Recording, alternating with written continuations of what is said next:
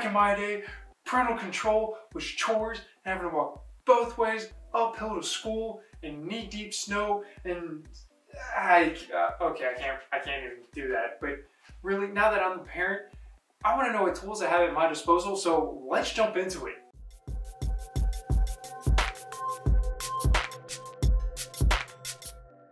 Welcome back to Ridir Gaming, everybody.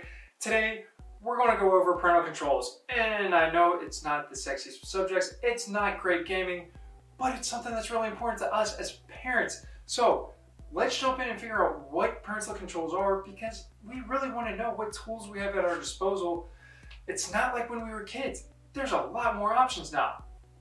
Well, while you're here, do me a favor, pick out a word that I say way too much, count how many times I say it during the video, and leave it in the comments down below with what word it is and how many times I say it, because my wife keeps making fun of me for it and she won't give me an example. Why do we need parental controls? I mean, what exactly are they? What do they do? Let's start with the key and first thing. Parental controls are a tool. They're not the end-all be-all solution. They're just there to help us and assist. In the end, the responsibility is on us as the parents and as the gamers that have been around for a long time, that understand what's going on in the industry and what's going on in video games. We have to be the ones to make the decision, not some tool that a developer puts in. Number two, parental controls are there to prevent exposure to things that we don't want our kids to see yet or ever, or it just doesn't agree with our palate. Number three, parental controls can help us create a balance in life. So games exposing us and getting us into that flow can be somewhat addicting. Parental controls can actually help us manage that time. Say, hey, you've spent X amount of time on the game, 1 or 2 hours. Let's go outside and play outdoors, get some energy out. Let's read a book, let's do our homework, let's go to school.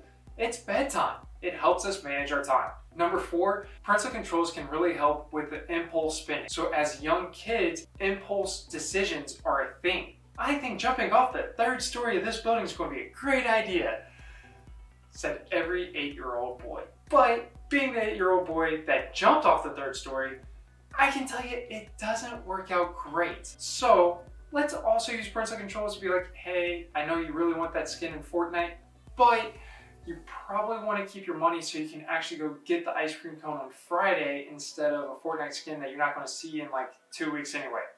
And number five, some of the parental controls actually give us tools and feedback so we can open discussions and dialogues with our kids. Hey, you played a lot of Rocket League this week. You played a lot of Fortnite this week. You played a lot of this game. What do you like about this game? How does it make you feel when you play this game? So parental controls can be a tool to help us actually engage with our kids and see what they're thinking and what they're feeling. I know, that's weird. That's way over the top. So there's some basic, common to all things that parental controls have.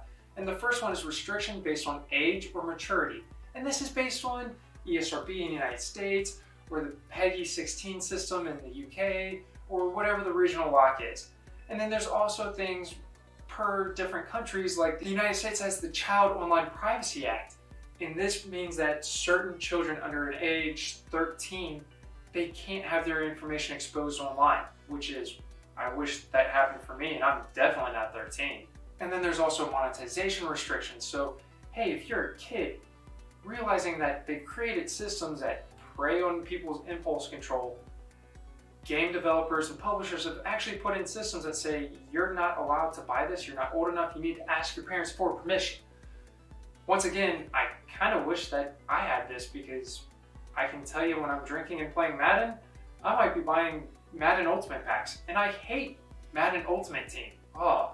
Another common feature for almost all parental controls is time limit. So you can establish how many hours or how many minutes you want to let your kids play games. And then the last thing that's common to almost every single parental control is online function restriction, whether this be web pages or it could be online multiplayer or chat. Let's start with the easiest one out there. This one, not surprised at all, is Nintendo. Nintendo knows their customers. They know what their customers want. They know what their customers need. And they also know that their customers are kids for the most part. Well, I mean, okay, they're the most kid-friendly brand. Nintendo's parental controls are the easiest to engage, the easiest to monitor, and the easiest to change because they've actually built in apps for Android and mobile devices and iPhone, and you can go through and you can see the reports on the apps, not just the webpage, not just on the Switch. You see all this on your phone, and it's right there and it's super easy, so you don't have to stand over your kid's shoulder and watch what they're doing. They feel like you're actually giving them the space to play and you trust them.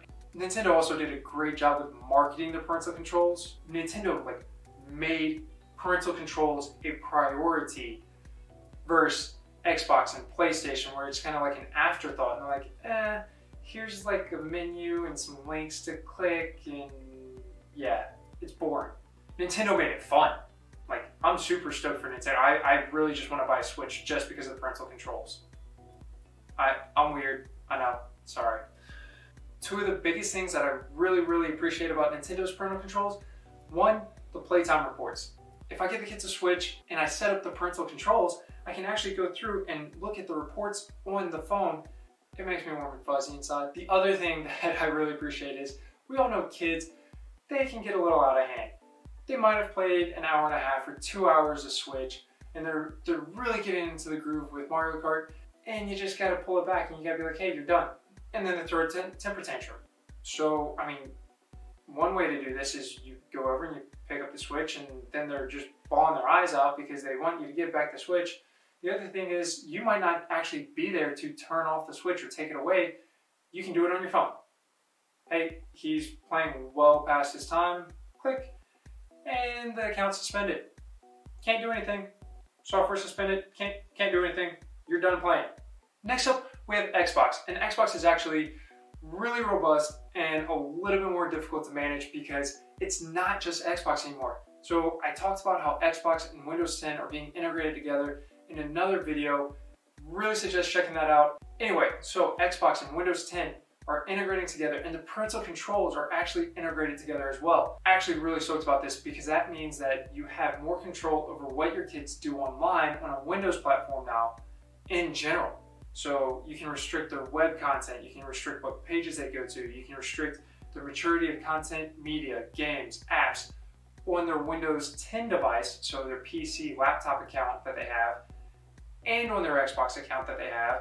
So if you only want them to play certain games based on ESRB rating, you can do that. If you only want them to see certain websites when they go on the internet because you want them to do homework, you can do that. Say Johnny or Susie really need to get on a website for school. There's an Ask a Parent feature. You can always make exceptions to the policy.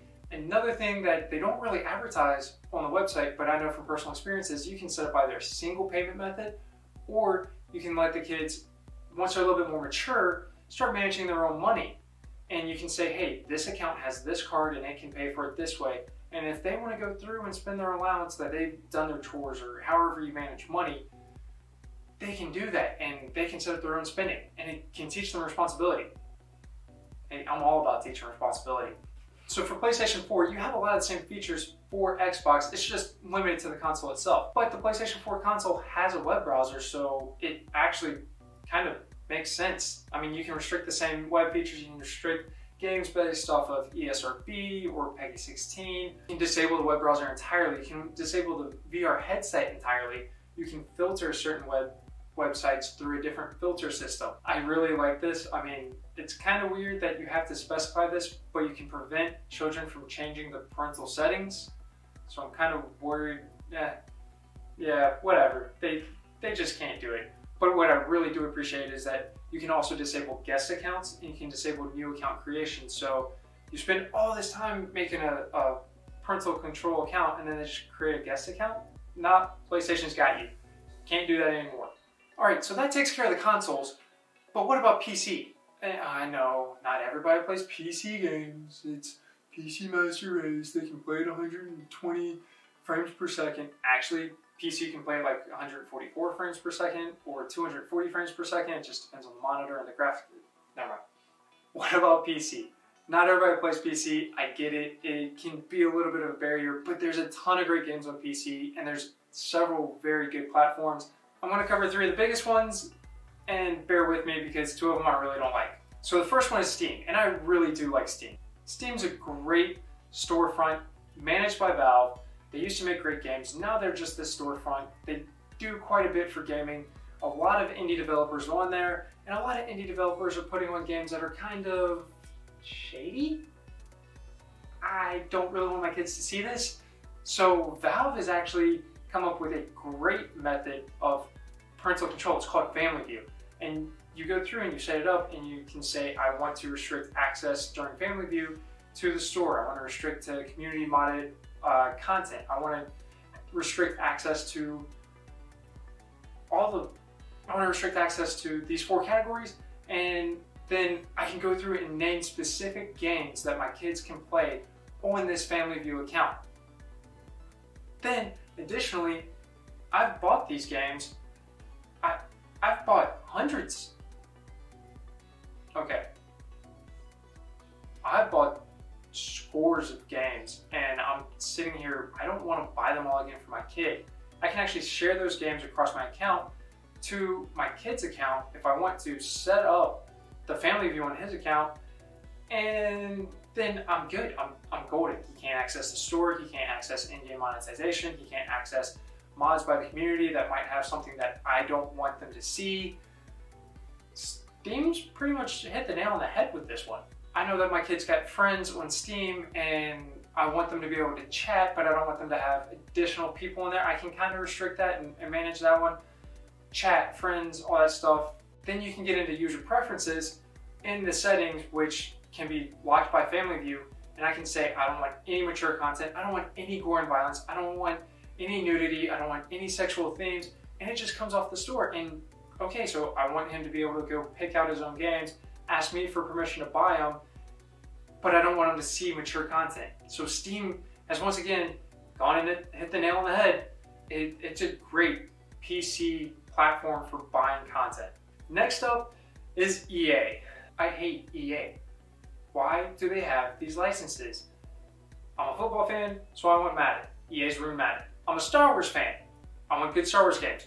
They've ruined Star Wars. They have these games on their platforms, so I own Battlefields, I own Star Wars, I own a ton of EA games, and it really makes me sad that EA publishes them. But that means that I have an EA account, and I looked it up because there's a lot of people that do have EA. They do have EA accounts on console, and they do have EA accounts on PC. And EA's actually done something kind of nice for the parents, and I'm really confused. Child accounts can't go online. It just can't. You create a child account, it cannot play online. I'm okay with that. I'm actually okay with something EA did. Now you move into the teen accounts, and those can go online, and there can be restrictions. And they also kind of don't want to restrict the monetization, so you have to kind of go about that a different way. I mean, you can lock it down, but EA just wants to take your money, so it makes it a little bit harder. EA has a bunch of mobile games, and there's no parental controls on EA's mobile games through EA. They're just like, hey, we age gate some of them, so you can't have bad social features. You can still pay us all your money on mobile, but you won't have bad social features. Thanks, EA. Last but not least, for PC, we've got Epic Games. And once again, I recommend avoiding Epic Games.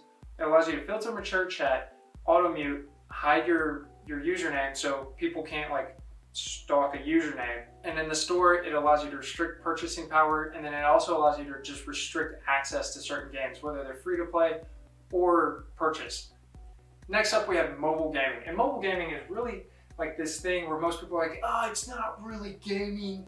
It's kind of gaming, but it's really not. It's casual gaming.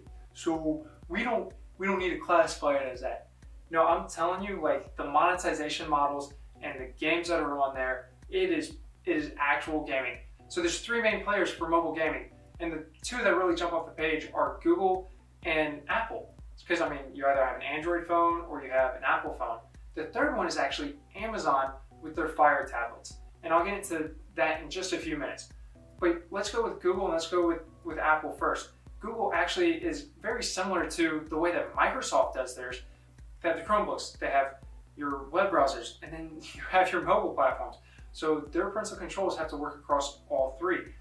Google actually lists on their website the Chromebooks, their own Android systems, and the iPhone systems as the 3 parental controls and how you can set it up. And they have a decent walkthrough. It's actually really robust on how to set up all your parental controls and what you can manage. Once again, they've done this thing where only parents can change the settings. What it does is it adds an extra step on all these different settings where you have to say, yeah, I'm the only person that can change this and I don't want my kids to change it. That's another story. I mean, really, I want to click parental controls and disable my kids from being able to change it just in general. That should be a default. What Google does have though, is they have the Family Link app. The Family Link app actually allows you to do a lot of the same stuff that the Nintendo app does. You get to see the reports, you get to set up the controls, you get to say, I want them to do this. You get the notifications that, hey, I want to buy this, and you can say yes or no on it. Family Link app is actually a really good tool. I'm kind of excited to use it. I mean, it wasn't marketed nearly as well as Nintendo's app. Two really good things though about Google that they have is, one, you can find the mobile app, and then the second one is they have teacher recommended apps. So based on the age range, you can say, I want to load these apps on the mobile device so my kids can play apps recommended by teachers to help my kids develop brain or coordination, or I said brain, like really problem solving, logic, yeah, that type of stuff. When it comes to Apple products, you have the standard array of parental controls, but you also have other stuff like restricting Siri, restricting access to different apps, maturity rating. I mean, that's the normal stuff, but there's all those really cool Apple features that you're just like, yep, I don't want my kids to play with these. They're not old enough for that. I don't want them to be able to Siri search for mature content. I don't want them to be able to do kind of weird jinkety things on their phone. Like, hey, you're not looking at that stuff. You're not downloading these apps that are definitely not appropriate for your age range. No, Johnny, don't think so. The reason why I saved the Amazon Fire tablets for last, it's a system that my family chose for these long car trips. We got the tablets for the boys, and they go on the headrest with these little holders, and they can watch movies that I've bought across just about any platform with the Movies Anywhere app, and I can load them onto the tablet, and I can load games onto the tablet.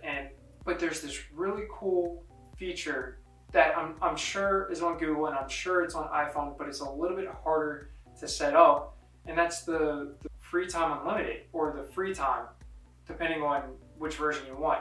We got FreeTime Unlimited for free with the tablets when we bought them. And what it does is it puts a user interface on top of the normal user interface on the tablet, so it restricts content, and you can only get out of it with a parent user PIN. But the FreeTime app on there, I can manage it anywhere. So literally, my wife can be driving somewhere, she gives me a phone call, she says, hey, boy 1 doesn't have this on his tablet, but boy 2 does, and they both want to play it. Okay, give me a second. Yep, cool. I just did all that on my phone and downloaded it onto the tablet, both boys had it, and we were good. It's a really cool function with that FreeTime and the way Amazon has the parental control set up. It really locks down the tablet, which makes it really, really nice, because I mean, if you can't get out of that mode, you can't go do things on the internet you're not supposed to do. And that's one of the biggest worries, is just accidentally stumbling across something on the internet I don't want them to see yet. I'm not ready to have that conversation with them. So that's just a quick down and dirty on some of the parental controls across the main platforms that we have. If there's more questions, obviously we'll take those questions, we'll either answer them in the comments below, or if it needs its own video, we'll absolutely do another video on those parental controls. We just want to make sure that kids are able to game safely, and that we as parents are able to set them up for success with gaming. That's what this channel is about. So if you have any suggestions, hit me up, let me know. What was the word? How many times did I say it? I was all like prepared for like something super emotional and powerful, but I got nothing. This has been Ridir Gaming, and we'll see you next time.